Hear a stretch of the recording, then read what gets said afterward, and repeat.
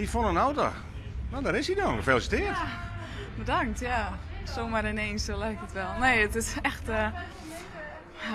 echt fantastisch om gewoon hier in Amsterdam, nou ja, met dit weertje zo, dit publiek op nummer 1 te eindigen. En ja, met zo'n afsluitende 5 kilometer, die weer fantastisch. Ik ga helemaal in Nederlands, want het is net de bedoeling, maar goed. Dat mij al een keer. Realiseert je wel hoe bijzonder het is om hier Nederlands kampioen te worden? Nog net helemaal, maar ja, ik heb nou eens een baanrecord en die bloedt wel even steen. Ik weet, dus ja, dat, ja, historisch denk ik, ja. Ja, een heel solide kampioenschap, hè? Want ja, toen was het eerst een beetje sneu naar die 500 nog. Ja. Maar daarna had eigenlijk alleen nog maar inhaalslagen maken. Ja, precies, ja. Zo moet ik het meestal pakken. Gewoon een grote inhaalrace, maar ja, ik wist gewoon na die 1500 nou ja, dat ik gewoon hele goede papieren hier natuurlijk. Ja, de 5 kilometer is mijn afstand en ja, dat is zo makkelijk erin, dus zo hartstikke mooi. Toch liep het in een race nog even een schotje spannend, want ja, dat gotje zie je het om die 2 seconden, 3 seconden en ja, dat waren eerst net volle grutter.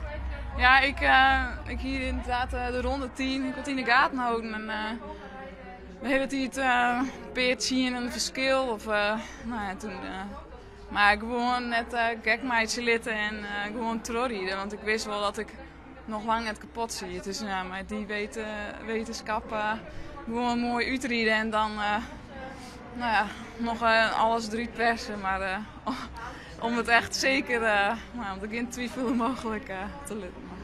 Is dit echt een fantastische opmaat naar het toetje van het seizoen? Ja, dit is wel een heel mooi toernooi en ja, dat jouwt wel vertrouwen, ja. Want natuurlijk is het net vergelijken met een binnenbaan en met die af, maar ja, dit heb ik gewoon nodig. Sowieso kan ik dit wel even broeken naar de Spelen, dat nou, toch een beetje een domper wie en nou liet ik het tenminste bij Sjen. Ja, dat ik toch wel goed kaart ken. Best nou voor dadelijk op het WK een van de favorieten? Nou, eigenlijk zie ik mezelf nog steeds net als, ja, tuurlijk na een EK op het podium.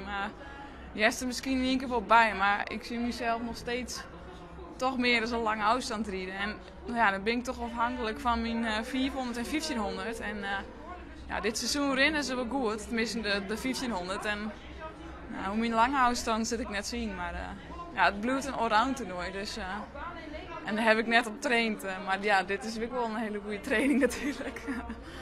Heel veel succes. Bedankt.